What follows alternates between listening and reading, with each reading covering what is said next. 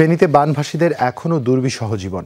বাড়ি ঘরে পানি ওঠায় অনেকেই গ্রাম ছেড়ে যাচ্ছেন শহরে, কেউ আবার স্বজনদের সন্ধানে ছুটছেন গ্রামে, কিন্তু যোগাযোগ বিচ্ছিন্ন থাকায় মিলছে না খোঁজ।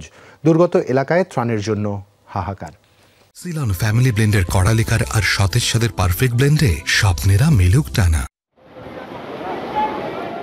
সবখানেই এমন বানের জল, স্থবির জীবনযাত্রা, নিরাপদ ঠিকানার খোঁজে ছুটছে মানুষ। বসতবাড়ি, সড়ক ডুবেছে সবই। ফেনীর গ্রামে গ্রামে খাবার সংকট, পরিবার পরিজন নিয়ে শহরমুখী অনেকে, কেউ আবার স্বজনদের সন্ধানে যাচ্ছে গ্রামে। এ যেন এক দুর্বিষহ জীবন।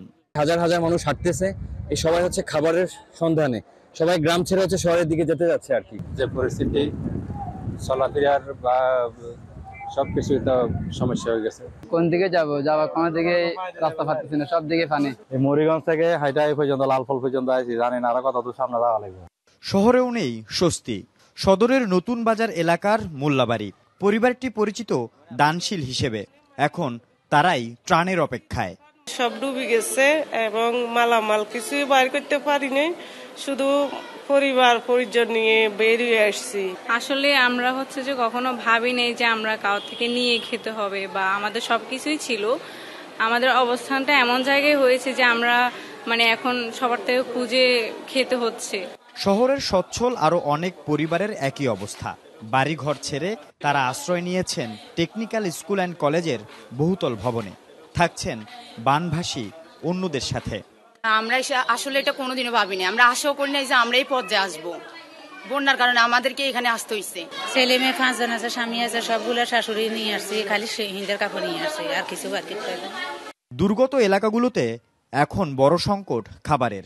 দিন কাটছে মুড়ি ও বিস্কুটের মতো শুকনো খাবার খেয়ে।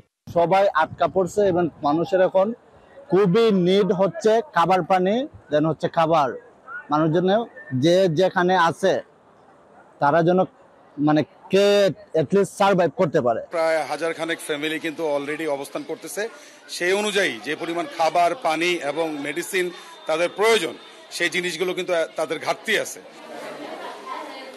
একবেলা খাবারের জন্য তাকিয়ে থাকতে হচ্ছে অন্যের দিকে।